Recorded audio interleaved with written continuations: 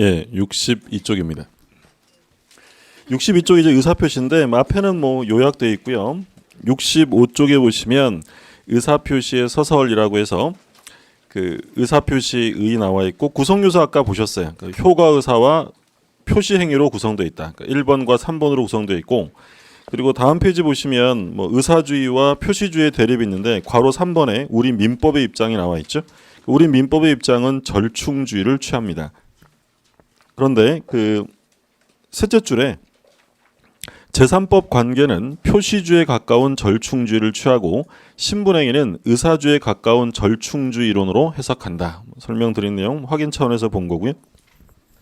우리가 이제 지난주부터 뭘 봤냐면 법률행위 성립과 효력을 봤어요. 그러니까 성립한 건 당사자하고 목적, 의사표시 세 가지가 있으면 성립하고요.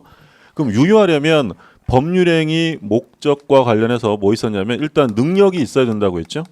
권리 능력, 의사 능력, 행위 능력이 있어야 돼요. 만약에 의사 능력이 없다, 의사 무능력자가 법률행위라면 효력은 어떻게 된다고 했냐면 무효. 그리고 행위 능력이 없는 사람, 제한 능력자죠. 미성년자, 피한정 후견인, 피성년 후견인이 법률행위라면 그건 무효가 아니라 취소했어요. 자, 그리고 두 번째는 법률행위 목적이 어떠해야 한다고 했냐면 확가, 적사 네 가지를 갖춰야 돼요.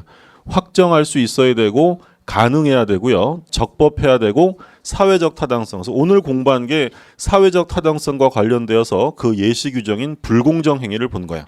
그리고 법률행위 해석을 봤잖아요. 법률행위 해석은 결국 뭐하고 관련되는 거냐면 확정과 관련돼요. 당사자의 의사를 확정하려면 이게 애매한 경우에는 뭘 해야 되는 거예요. 법률행위를 해석을 할 수밖에 없다는 거죠. 그리고 세 번째, 유효하려면 의사와 표시가 어때야 돼요? 일치해야 되고 의사의 하자가 없어야 됩니다. 그럼 이제 지금부터 공부할 내용은 바로 이 내용이에요. 그러니까 의사와 표시가 일치하고 의사의 하자가 없으면 그건 정상적 의사표시입니다. 근데 문제는 의사와 표시가 불일치하거나 또는 의사의 하자가 있는 경우, 이런 경우면 정상적이 아니라 비정상적 의사표시죠. 그래서 지금 이제 제목이 뭐라고 나와요? 비정상적 의사표시가 나옵니다. 그래서 비정상적 의사표시는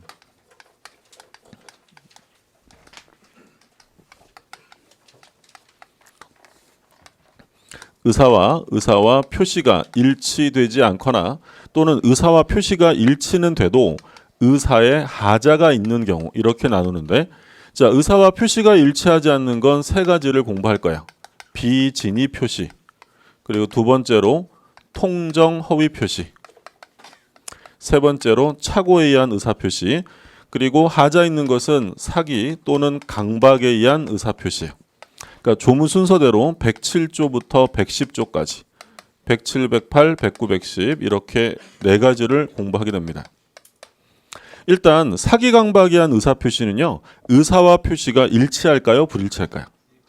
요건 일치는 하는 거예요. 그러니까 불일치하는 건 위에 세 개고 사기와 강박은 일치는 하지만 의사 형성에 하자가 있다. 뭐 단순하게 예를 들면 사기당해서 집을 팔았습니다. 그럼 사기당해서 집을 팔았다면 집을 판다는 의사는 있어요, 없어요? 있죠. 의사와 표시는 일치가 되는데 집을 팔겠다는 의사결정 과정에 하자가 있다는 거예요. 자, 요걸 볼 텐데, 그럼 먼저 이제 비진의 표시인데요. 비진의 표시가 성립하기 위해서는 첫 번째, 의사 표시가 존재해야 합니다. 두 번째, 의사와 표시가 일치되지 않아야 하고요. 세 번째는 표의자가 불일치 사실을 알고 합니다. 알고 할 것. 이게 성립 요건이야. 일단 이제 조문을 먼저 볼게요. 일단 그 체크 좀 해두실 게 66쪽에 1번 진위 아닌 의사 표시에 별표 2개 해두시고요. 넘겨보시면 70쪽에 통정호의 표시가 나오죠. 통정호의 표시에 별표 2개. 그리고 74쪽에 3번 착오죠. 착오의 별표 2개. 그리고 81쪽에 4번에 하자 있는 의사 표시인데요. 거기도 별표 2개. 그래서 이게 뭐 거의 107조부터 110조까지가 출제되는 비중은 보통 적게 나오면 2문제, 많이 나오면 4문제까지 출제가 돼요. 그러니까 네 문제가 나오는 경우는 많지 않고요. 보통 이제 두세 문제 정도가 출제가 됩니다. 근데 어디서 나올지는 몰라요. 뭐 올해 같은 경우에는 통정하고 차고에서 나왔어요. 올해는 두 문제밖에 안 나왔는데 보통 두 문제에서 네 문제까지 나오는 부분이니까 봐두시고. 자, 그럼 이제 비진위 표시부터 봅니다. 66쪽. 66쪽에 107조를 보죠. 107조 제1항. 의사표시는 표의자가 진이 아님을 알고 한 것이라도 그 효력이 있다. 그럼 비진이 표시하면 아까 본 것처럼 우리는 어디로 기울어져 있냐면 표시주의. 그러니까 원칙은 유효하다는 거예요. 유효하다. 근데 단서 조항에 그러나 상대방이 표의자의 진이 아님을 알았거나 이를 알 수 있었을 경우에는 무효로 한다. 그러니까 원칙은 유효인데 상대방이 진이 아님을 알았거나 또는 알 수 있었다면 무효가 되는 거죠. 자, 이 항은 선의의 제3자에게 대항하지 못한다. 이렇게 되어 있어요. 그래서 비진위 표시가 성립하려면 첫 번째 의사표시가 존재해야 합니다. 근데 여기서 말하는 의사표시는 반드시 법률 효과를 원하는 의사표시만을 말하고요. 법률 효과하고 상관없는 건 그건 아예 의사표시로 보지 않아요. 그러니까 단순한 사교적인 농담이나 또는 뭐 배우가 무대에서 하는 대사 이런 건 아예 뭐가 아니라고요? 의사표시로 볼 수 없다라는 거예요. 어떤 의미인지 아셨죠? 법률 효과를 원하는 것만 얘기한다. 아침에 왔는데 옆에 분이 밥 먹었어요? 물어봐요. 안 먹었는데 먹었어요. 그 의사표시? 그건 비진위 표시가 성립될 수 없어요. 왜냐하면 그건 법률 효과하고 아무 상관없잖아요. 그죠? 아침에 오셔가지고 옆에 분한테 반갑습니다. 비진입니다.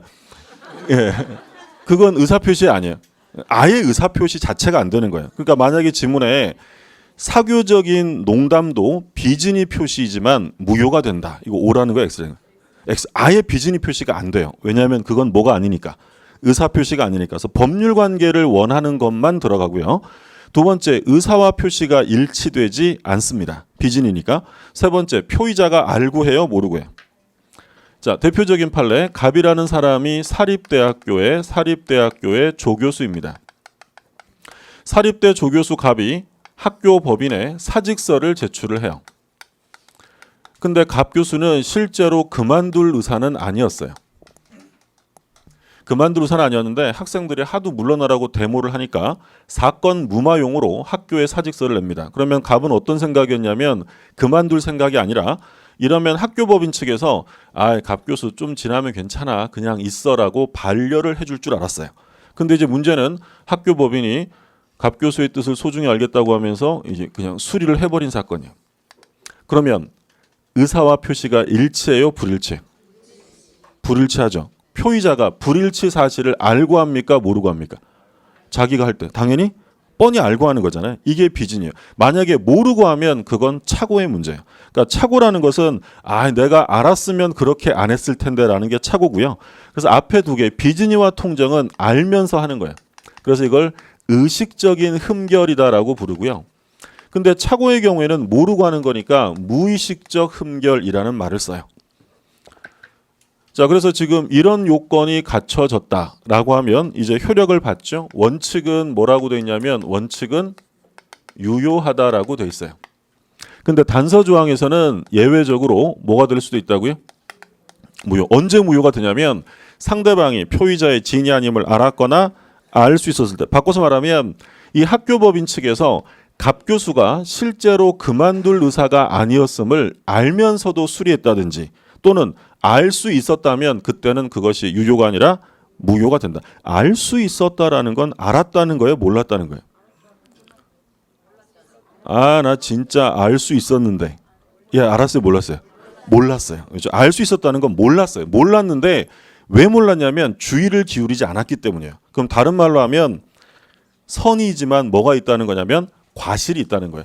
그럼 언제 무효가 되는 거냐면 알았거나 또는 과실이 있다. 악의 또는 과실이면 무효가 되고요. 그럼 유효가 되려면 몰랐다고 다 유효해요? 과실도 없어야 돼요.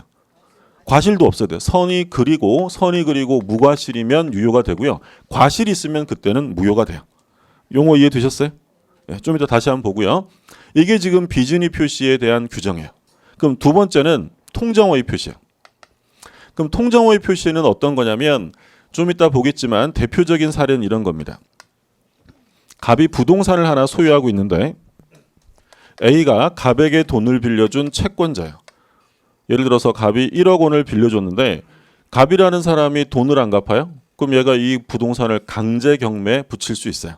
그러니까 이 갑이라는 사람이 돈 갚기 싫으니까 이 재산을 친구한테 빼돌립니다.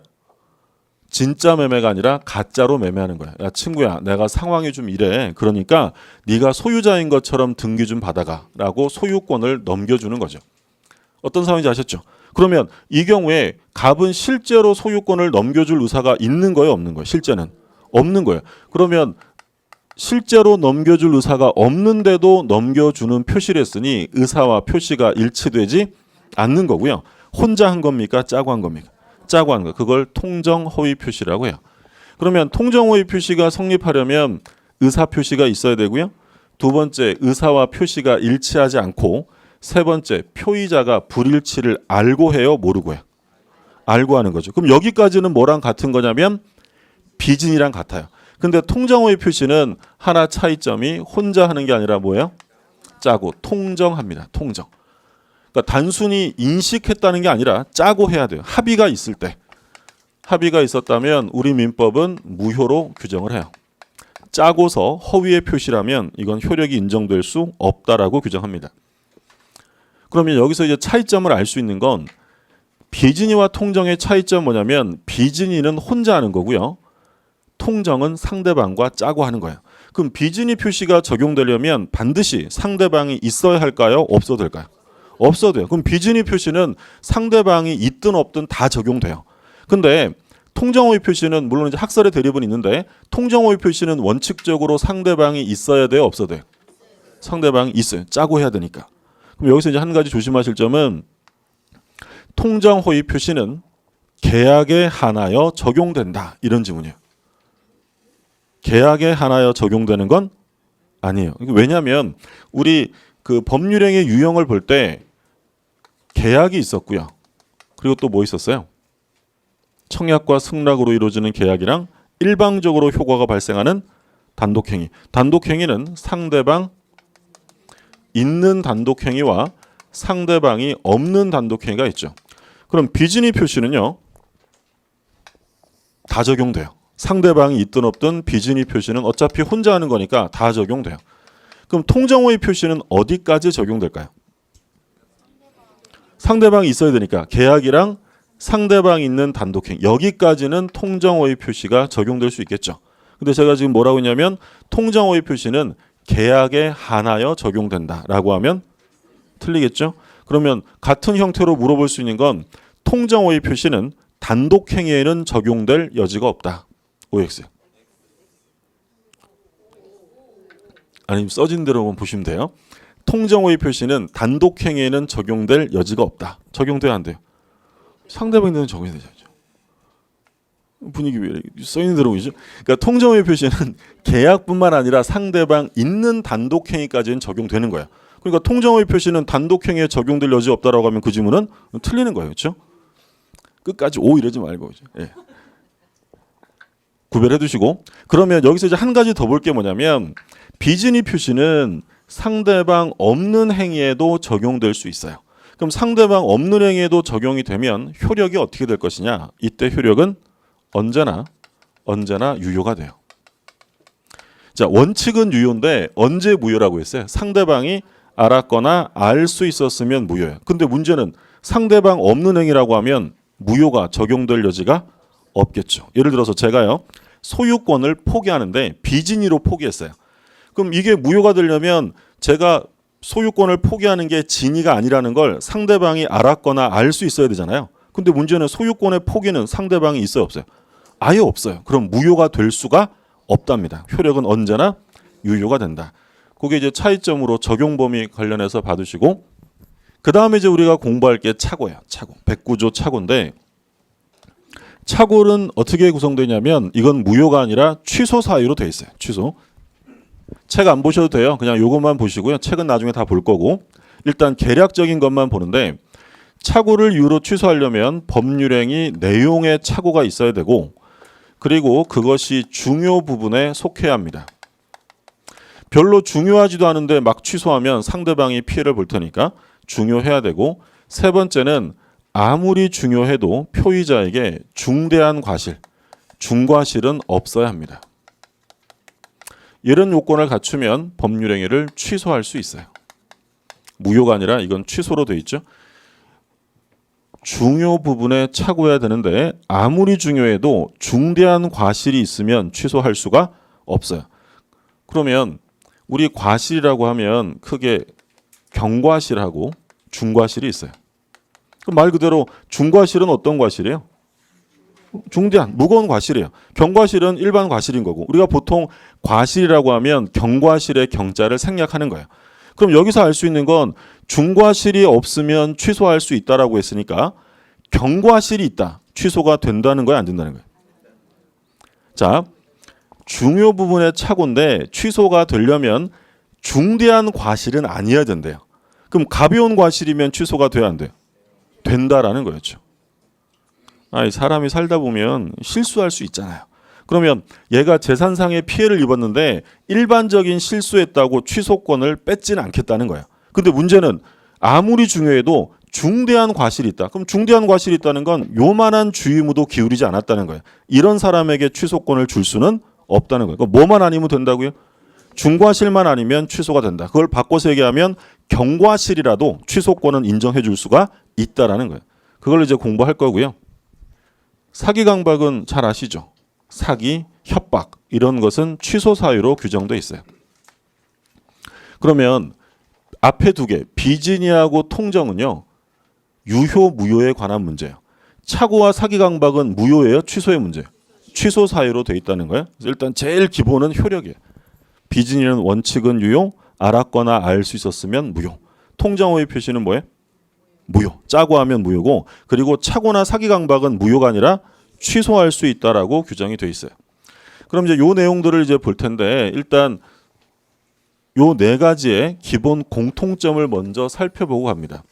자, 요 네 가지의 기본적인 공통점은 전부 다 어떤 규정을 두고 있냐면 선의의 제3자를 보호하는 규정을 두고 있어요.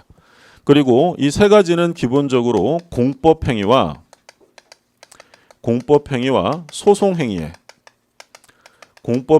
소송행위에는 적용되지 않습니다. 그리고 세 번째로 가족법상의 행위, 신분행위죠. 신분행위에도 적용되지 않습니다. 이건 공통적인 거니까 좀 봐두시고요. 그럼 이제 첫 번째로 중요한 게 선의의 제3자를 보호하는 규정을 두고 있다. 자, 요 그림 볼게요. 갑이 을에게 가장매매로 소유권을 넘겨주었다. 요건 통정호의 표시에 의해서 무효예요. 무효. 그러면 이 등기도 당연히 무효 등기죠. 그럼 누가 소유자야? 이게 무효니까 소유권은 갑에게 있는 거고 등기는 무효죠. 근데 문제는 등기부상으로는 소유자가 을이라고 돼 있으니까 병이라는 사람이 그걸 모르고 샀다는 거예요. 그럼 우리가 공부한 이론대로라면 얘는 권리를 취득할 수 있는 게 원칙이에요? 없는 게 원칙이에요? 없는 게 원칙이에요. 왜냐하면 권리자에게 샀습니까? 무권리자에게 샀습니까? 무권리자에게 샀기 때문에 얘는 권리를 취득할 수 없어요. 그게 원칙이에요. 근데 무권리자로부터 사면 권리를 취득할 수 없는데 예외적으로 취득하는 경우는 어떤 경우라고 했냐면 뭐가 있을 때? 법률의 규정. 그러면 이 병은 통정호의 표시 무효일 때는 선의일 때 권리를 취득한다라는 거예요. 왜냐하면 무엇에 의해서? 법률의 규정에 의해서. 그래서 이 갑은 허위 표시 무효를 가지고 선의의 제3자에게 대항할 수 있다요, 없다요? 대항할 수 없다. 대항할 수 없다. 얘가 보호된다. 정리되셨어요? 그래서 결론은 뭐냐면 권리자에게 부동산을 샀다. 그럼 그 사람은 무조건 취득이야. 선의하게 따질 필요도 없고. 근데 무권리자에게 부동산을 샀다. 얘는 원칙적으로 권리를 취득할 수 없어요. 근데 예외적으로 언제만 취득한다고요? 법률의 규정. 그 법률의 규정이 비통착사 네 가지에 똑같이 나와요. 많지 않아요. 비통착사에서 나오고 우리가 이제 마지막에 계약법에 가면 해제편에 가면 한 번 더 나올 거예요. 그러니까 그런 거 아니고는 원칙적으로 제3자가 무권리자에게 사면 보호되지 않는다라는 거죠. 그러면 조문 다시 한번 볼게요. 66쪽에 107조 2항 다시 보세요. 2항 전항의 의사표시의 무효는 선의의 제3자에게 대항하지 못한다. 선의 무과실의 제3자예요? 선의예요? 그냥 선이에요. 그냥 선이. 그러면 이때 이 보호되는 제3자는 무과실까지 갖출 필요는 없습니다. 그러니까 만약에 여기 그림에서 병이 선이인데 과실이 있다. 선인데 과실이 있다. 보호돼야 안 돼요? 보호되는 거예요. 무과실은 요건이 아니에요. 무과실은 요건이 아니고 선이면 다 보호해줘요. 무과실까지는 필요 없다. 뭐만 있으면 된다고요? 선이기만 하면 다 보호돼. 이거 다 공통점이에요. 네 가지 다. 그리고 선의는 일반적으로 추정되어집니다. 선이라는 건 추정돼요. 그러면 이 병이라는 사람이 권리를 취득하기 위해서 자기가 선임을 입증해야 돼요? 아니면 갑이 되찾아오려면 병의 악의를 입증해야 돼요? 갑이 입증해야 돼요. 선의는 전부 다 추정됩니다. 다 공통적인 거죠.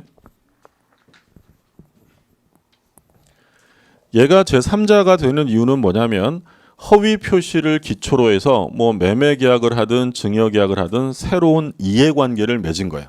근데 이제 이런 경우가 있을 수 있는데 을이 부동산의 가장 매매로 등기가 돼 있는 상태에서 을이 사망을 합니다.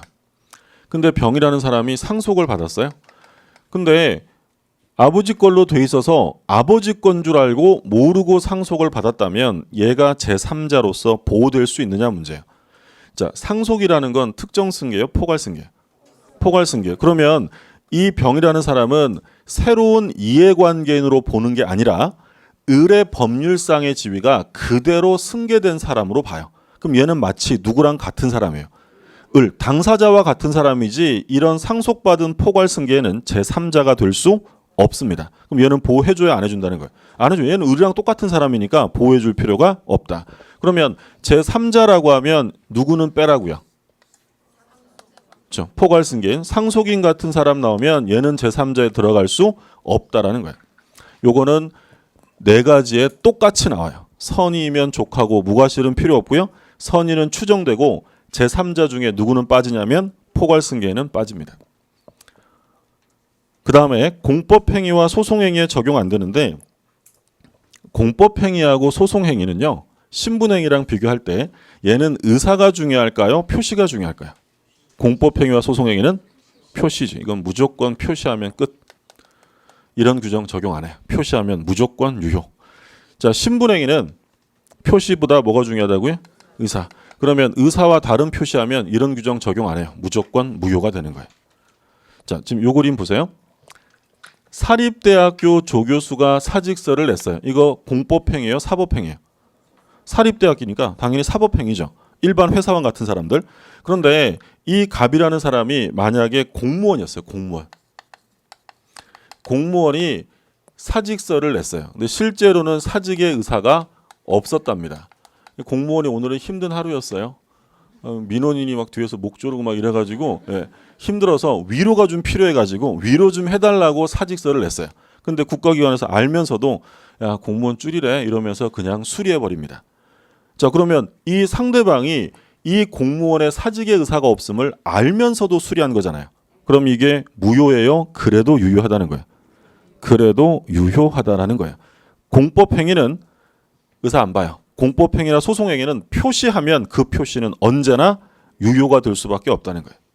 무슨 말인지 아셨죠? 그러니까 원래 비진의를 적용하면 원칙은 유효고 상대방이 알았거나 알 수 있었으면 뭐가 돼야 돼?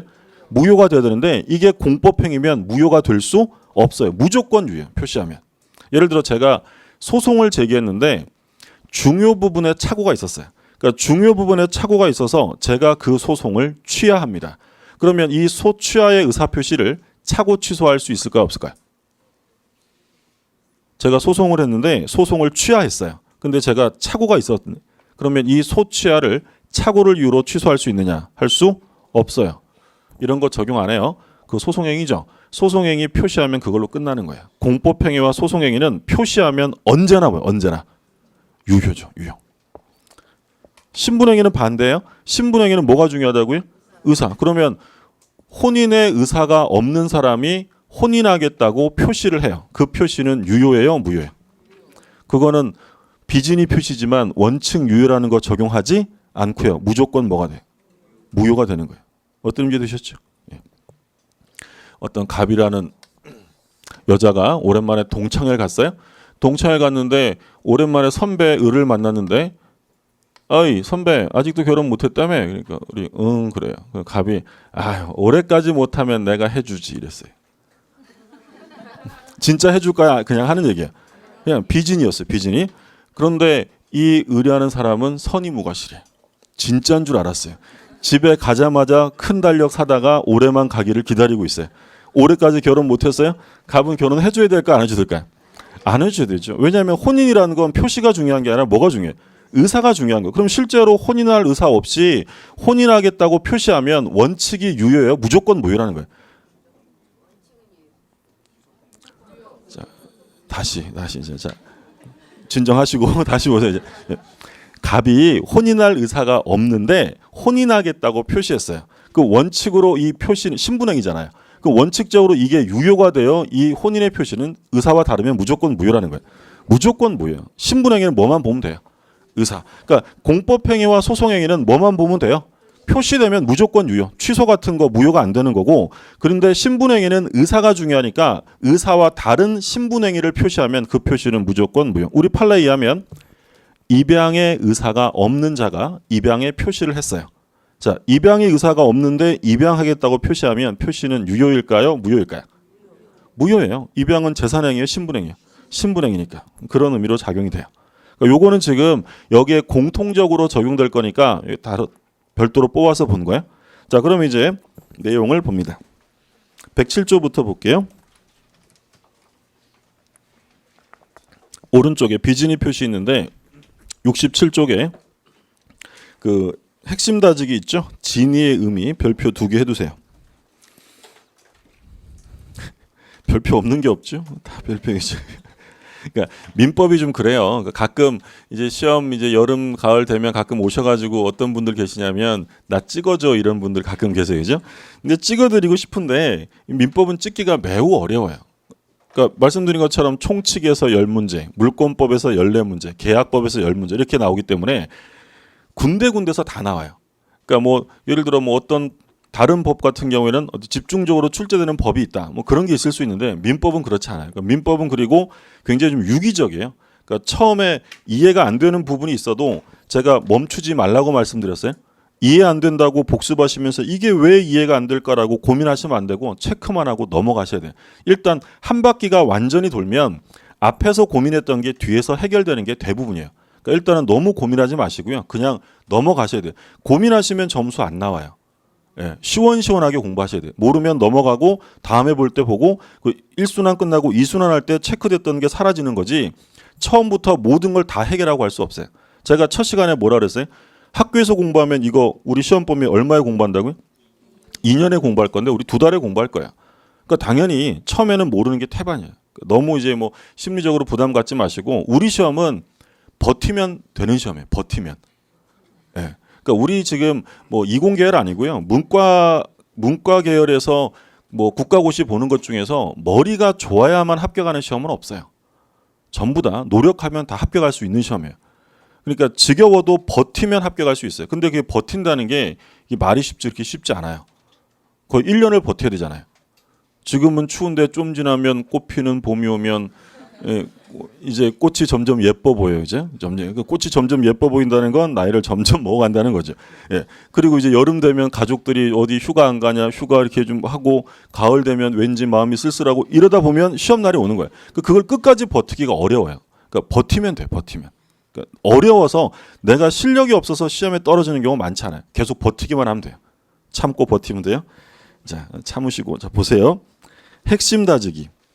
진의의 의미인데 이 부분도 처음에 들으면 뭔 말인지 잘 이해가 안 되는 부분이에요. 중요합니다.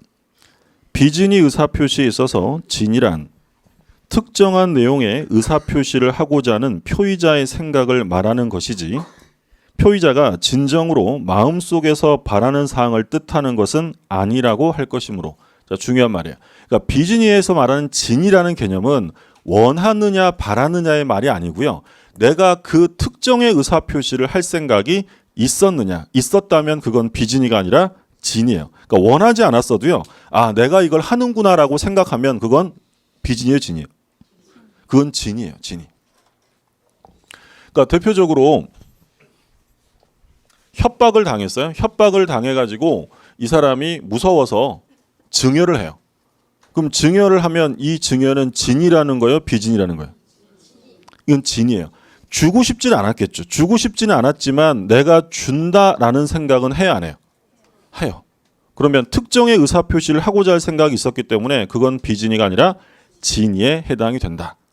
느낌 좀 구별이 되세요? 예, 그러니까 원하느냐의 문제가 아니라 그걸 할 생각이 있느냐 없느냐. 그럼 같은 취지의 판례로 보면 원하지는 않았지만 그것을 최선이라고 판단했어요. 원하지는 않았지만 최선이라고 판단했다. 진이에요, 비진이에요? 진이에요. 바로 밑에 나오죠.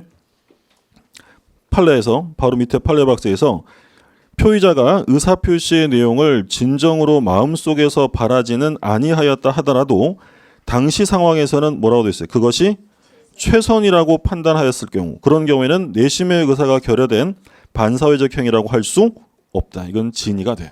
그러니까 그런 얘기 우리 기초과정에서 그런 얘기 한번 했었어요. 제가 지금 아파트가 지금 현재 6개를 수집했어요. 예를 들어서 6개가 있는데 팔고 싶은 마음은 전혀 없어요. 전혀 없는데 국가가 뭐 정책을 막 왔다 갔다 하더니 너 집을 이렇게 가지고 있어? 너 세금 끝내준다. 세금 엄청 준대요.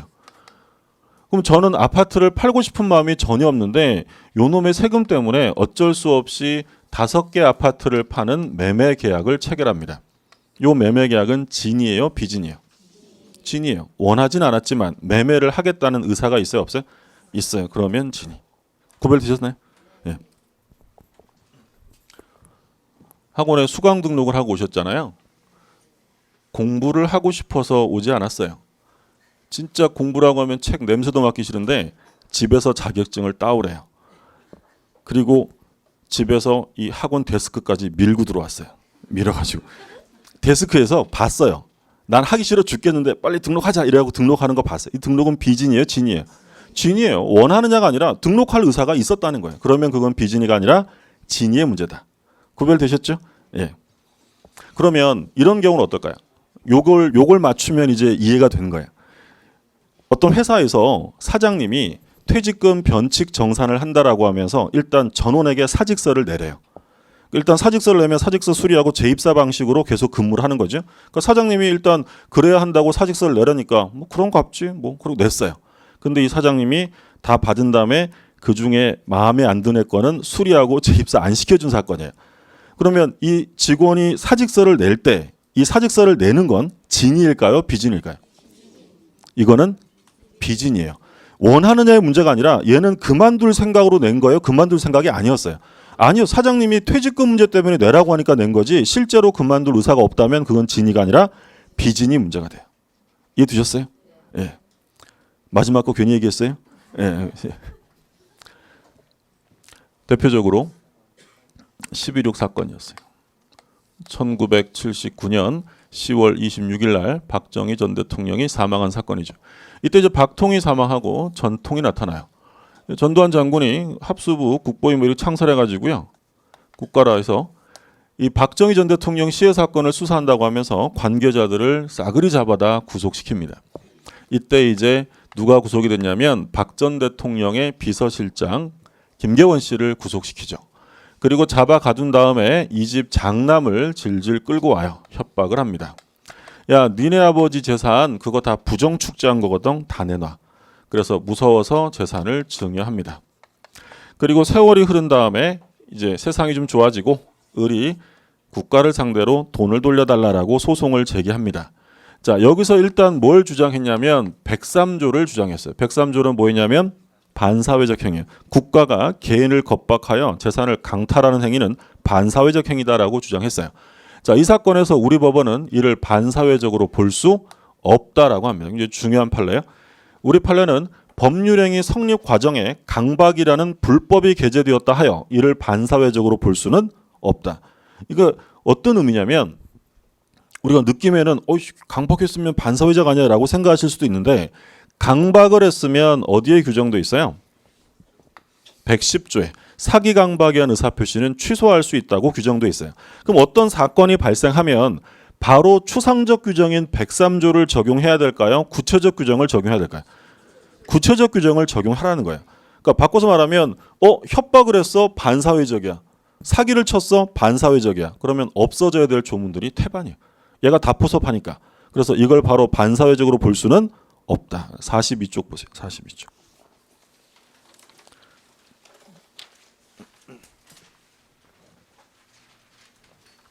자, 42쪽에 그 반사회적 법률행위 의의가 있죠.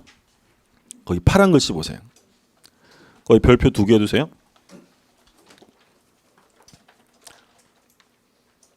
그리고 일단 그 위에 그 4번의 사회적 타당성은 별표 3개예요. 이거 매년 나오는 거예요. 매년 나오는 건데 그 셋째 줄에 뭐라고 되냐면 다만 법률행위의 성립 과정에 강박이라는 불법적 방법이 사용된 데 불과한 때는 강박에 의한 의사표시의 하자나 의사의 흠결을 이유로 효력을 논의할 수 있을지언정 반사회 질서 법률행위로 무효라 할 수는 없다. 지금 이 판례요. 그러니까 만약에 지문에 법률행위 성립 과정에 강박, 불법이 들어갔다 이런 말 넣으면 읽어볼 필요 없는 거예요. 반사회적이 아니에요. 아니에요. 자주 나오는 출제되는 거예요. 법률행위 성립 과정에 강박, 불법 이런 말 들어가면 읽어볼 필요 없어요. 무조건 반사회적 행위가 아니다라고 정리하시면 돼요. 그게 이제 103조 관련. 그리고 이제 두 번째로 같이 주장된 게 뭐였냐면 104조였어요. 104조는 뭐였어요? 오늘 첫 시간에 공부한 거? 불공정행위예요. 그렇죠? 불공정행위. 을이 주장하기를 나는 이때 매우 궁박한 상황이 있었다. 왜냐하면 아버지가 교도소에 수감 중이었고 그리고 이때는 뭐 말이 법치주의 국가지 뭐 엉망이잖아요. 무법 천재 나라였으니까 이쪽에서 사법부에 얘기만 하면 사형 떨어졌어요. 실제로 사형 선고 떨어졌었고 우리 아버지가 사형까지 당할 수 있다는 궁박한 심리를 이용해서 폭리를 취한 것이기 때문에 이건 불공정 행위다라고 주장해요. 자, 불공정 행위일까요? 아닐까요? 그렇게 볼 수 없다. 왜요?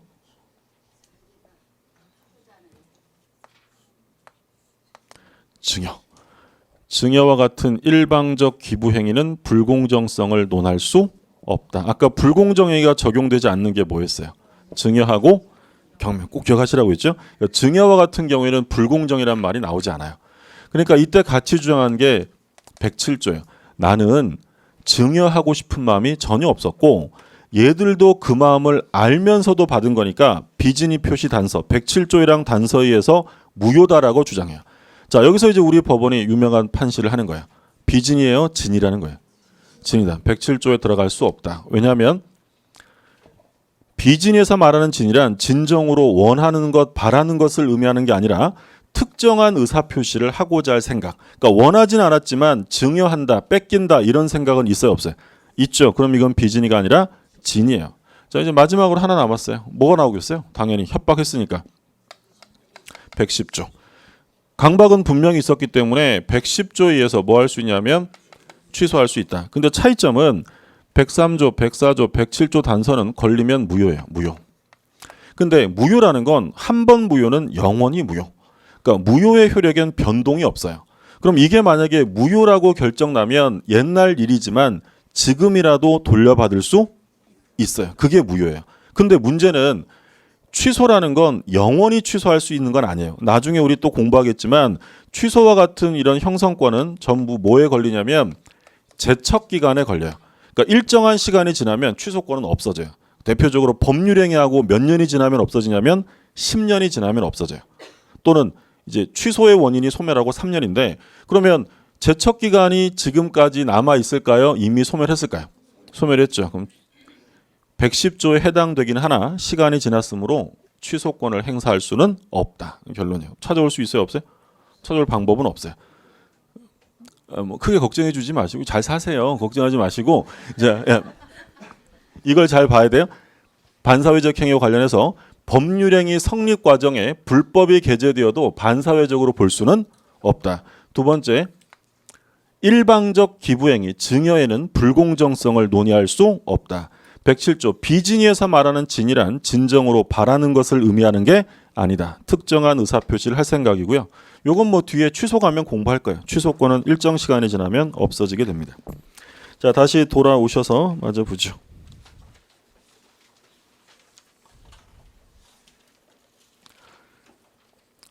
(67조) 그래서 이제 요건에 보면 의사표시가 있을 것이라고 돼 있죠. 줄 그어두세요. 뭐라고 되냐면 법률 효과 발생을 의욕하는 의사표시가 있어야 한다. 단순히 사교적인 농담이나 대화, 배우의 대사는 의사표시가 아니다. 반드시 법률 효과를 원하는 것만 되고요. 왜 했느냐? 동기는 묻지 않아요. 그 다음 2번에 의사와 표시가 불일치하는데 판례 박스가 있죠. 판례 박스의 별표 2개 해두세요. 중요한 판례입니다.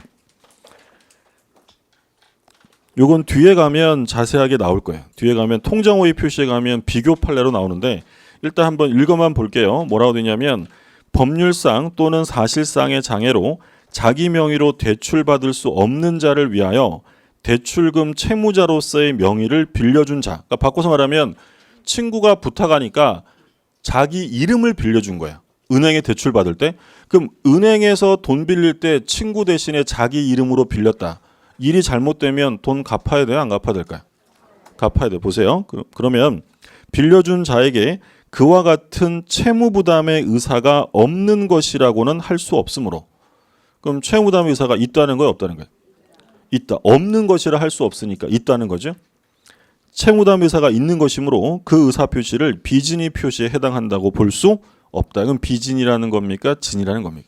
진이에요. 일단 듣고 넘어가세요. 이건 통정의 표시할 때 다시 한번 자세하게 볼 판례예요. 그리고 표의자가 불일치를 알고 해야 한다. 모르고 하면 뭐라고 했어요? 모르고 하면 차고. 그 다음 페이지에 이제 원칙은 유효합니다. 그래서 판례가 이제 사립대 조교수 판례예요.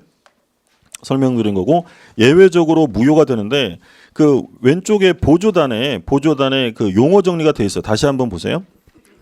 진이 아님을 상대방이 알았거나 알 수 있었을 때는 무효이다. 그럼 알았다는 건 다른 말로 뭐예요? 악의. 상대방이 악의. 그리고 알 수 있었다는 건 알았어요, 몰랐어요? 몰랐지만 뭐가 있다고요? 과실. 악의 또는 과실. 그럼 무효고. 그럼 반대로 유효가 되려면 상대방이 선이면 족한 게 아니라 과실도 없어야 돼요. 선이 그리고 무과실 이렇게 되죠. 그러니까 악의는 또는 과실이고 선의는 무과실과 함께 갖춰져야 한다. 그럼 여기 하나 좀 써두실 게 그 주의사항 해놓고 알 수 있었을 때 둘째 줄에 돼 있죠? 찾으셨어요? 68쪽에 보조단의 둘째 줄에 보면 알 수 있었을 때 줄 그어두세요. 알 수 있었을 때. 그럼 위에다가 뭐라고 써두시면 되냐면 알 수 있었다는 것은 과실로 알지 못한 경우를 말해요. 그러니까 알 수 있었다는 건 몰랐다는 거예요. 알지 못했는데 뭐가 있다고요? 과실로 알지 못한 경우를 뭐라고 표현하냐면 알 수 있었을 경우라는 표현을 쓰는 거예요. 그래서 이런 우리 판례가 우리 민법 조문이 알았거나 알 수 있었다는 표현을 여러 번 써요. 그럼 다 똑같은 거예요. 알았거나 알 수 있었다는 건 악의 또는 뭐가 있다고요? 과실로 알지 못한 거. 자, 밑에 제3자에 대한 관계가 나오죠. 뭐 우리 조문에서 본 것처럼 선이 제3자에게 대항할 수 없고. 자, 69쪽에 2번. 제3자의 선인데 마지막에 첫째 줄 마지막에 뭐라고 돼 있어요? 과실의 유무는 묻지 않는다. 선이기만 하면 돼요. 그리고 셋째 줄 마지막에 제3자의 선의는 추정된다. 지금 이 얘기 하는 거예요.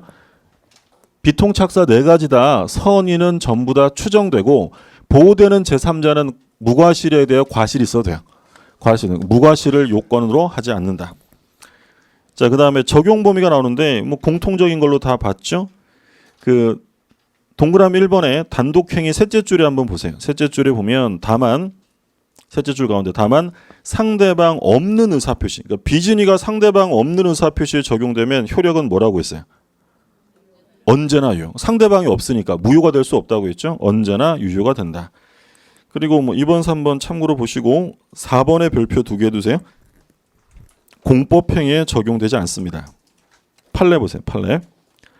공무원이 사직의 의사표시를 하여 의원 면직된 경우 그 사직의 의사표시에 민법 제107조가 준용되는지 여부. 소극이라는 건 부정한다는 거죠. 적용 안 해요. 왜 적용 안 하는 거예요? 공무원이 사직서를 내는 건 굵은 글씨, 판례 굵은 글씨로 뭐라고 돼 있어요? 사인의 공법행위잖아요. 공법행위는 준용되지 않는다. 그래서 공법행위는 표시하면 언제나 유효하다라는 거죠. 자, 그거 얘기고 좀 쉬었다가 보시죠.